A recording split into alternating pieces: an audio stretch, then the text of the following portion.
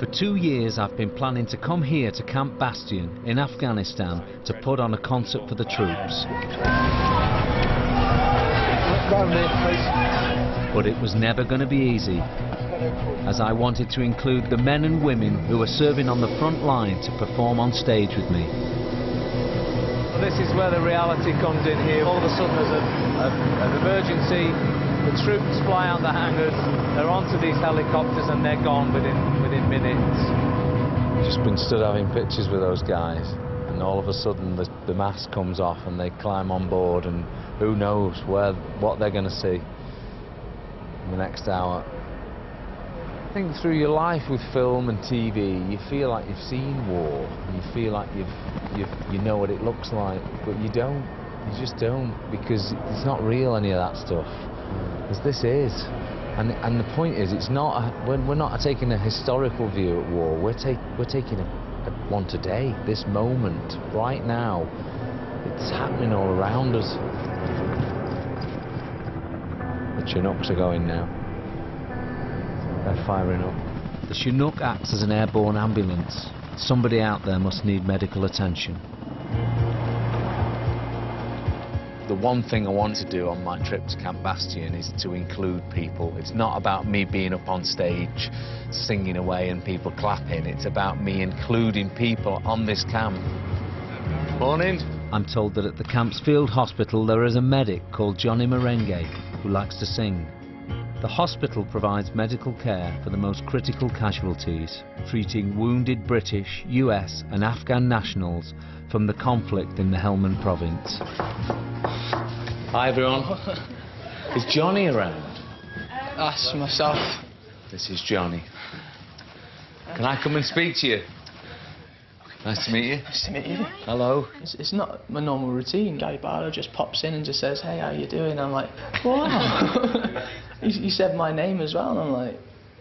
So hang on, you're 21, you're good looking, and you're into music. I think I'm leaving right now. I wasn't expecting this in a million years. I was thinking, I'll go to Afghanistan, I'll do my job, I'll go back home, see my family, say that I've been to Afghanistan, not to say, oh, by the way, I was out there, I met Guy Barlow and had a song with him. Her eyes make the stars look like they're not shining. Her hair falls perfectly without her trying. She's so beautiful, and I tell her every day. Yeah, I know, when I compliment her she won't believe me. It's so said of things, but she don't see what I see. But every time she asks me, do I look okay, I say, when I see your face, it's not a thing that I won't change. 'Cause girl, you're amazing, just the way you are. Wow. Listen, you're a great singer. If you wouldn't mind, come and join us on stage. That'd be fantastic. All the girls, stop making the beds. We're gonna have a little fan club here. Oh, sorry, mate. Sorry, mate. Johnny joined up when he was only 17, knowing his training would eventually bring him to Afghanistan on a tour of duty. Just thinking, if you've been here for 4 months now, I mean, you must have seen some stuff you probably wish you'd never have seen. How do you deal with that? At first, when you're actually assessing that patient and discussing and talking with that patient, you kind of just do the job. It's only after that patient has moved you kind of think to yourself, what have I just seen? Right. And it's a massive shock. Like, you see some crazy stuff in this job. Yeah. When I first came out here, we had a call to say a young boy's has come in, triple amputee, age 12, as he triggered an IED playing football. At the time, I kind of, held it in, did what I had to do, and assessed the patient. Thinking back, it's like, what have I just seen? It was a massive, massive shock to me. How did it make you feel about your job? Because obviously you were a crucial part of him being helped. I feel, you know, that's a very good feeling to know that I've made a significant change in that person's life, making sure they got the correct patient care. Ultimately, why are you here? I'm personally here because I want to be able to sit. I think it was my time to do my duty for my country and be proud for what I do. He's unreal. I mean, 21, the way he thinks, it's exceptional. It's amazing. It's everything you'd expect from someone who works in a place like this. Really gorgeous. What a lovely lad. An alarm sounds to warn us that there's a controlled detonation of a suspect package on the base's perimeter. You get little reminders every now and again. We can hear gunfire now. And it's like there, it's over there. And when you watch it on the news, it just seems like it's on another planet. This place is like massive perspective because, you know, we worry about what we do and, oh, if this has gone wrong, that's gone wrong. There's lives at risk. I mean, this gunfire, which has been happening for the last 10 minutes, they're not, the soldiers are just like, this is just every day. It's no problem, but it's unnerving.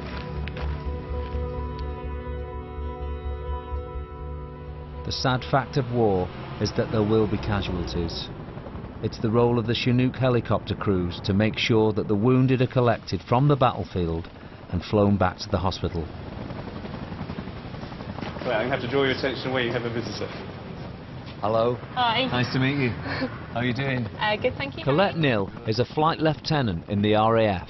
She's responsible for making sure the Chinook helicopters are operational and ready to fly in a moment's notice. So just give me, for instance, you get a call, there's an emergency.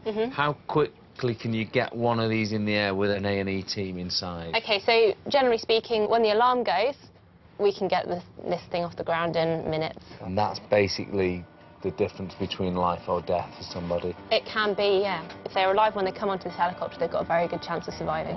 Right. How often does that happen? We're looking maybe about 3 a week at the moment. 3 a week? This time last year, we were looking more about 3 a day. Sounds like an awful lot to me still. The resilience you get out of these Chinook helicopters, they're perfect for what we do out here. They really are. They're almost black magic the way they fly, frankly, and I'm meant to understand them. I mean, at the end of the day, the job I'm in at the moment is the coolest job I am going to ever have, I think. What I'm trying to do is I'm trying to not make it so it's just me up there on my own, trying to find people within the camp who can sing a little bit. And I hear you're a singer. I have been in my time, yes. Yeah. I've not really sung in front of anybody for maybe, 9 years probably, actually. But I'm strong enough to carry him. He ain't heavy, he's my brother. So Colette, you've got a good enough voice, I think, to do a solo bit in this song. Would you be up for that? If you don't want to do it, you can decide an hour before we go on, but I think we should try it in rehearsal today, because I think it'd be great. Okay, I'll try it in rehearsals and see how it comes together. Okay, promise you, I think it's going to be great. Never trust anyone who says trust me, no, but trust exactly. me, trust me. Okay. Okay. We're building our stage in an armoured vehicle car park, using cargo crates and whatever else we can lay our hands on. Winning? I think so. Yeah. Good, good. Oh, this is going to be great. We've got our speakers in. We've got all our gear. We ship that with us. But it's basically, if you look, it's a truck. It's the back of a truck. It's going to be great. We've got no competition here. That's the most important bit. We'll definitely be the best show on Camp Bastion. Oh, we don't need rain. Let's not have rain. Cancel the rain. So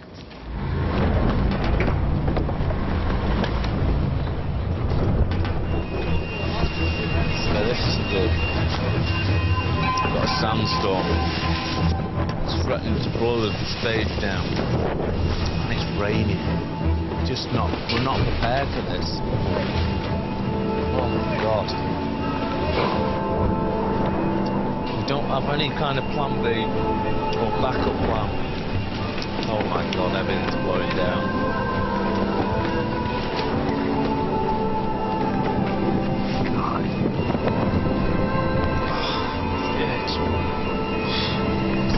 If this continues, we can't do the show.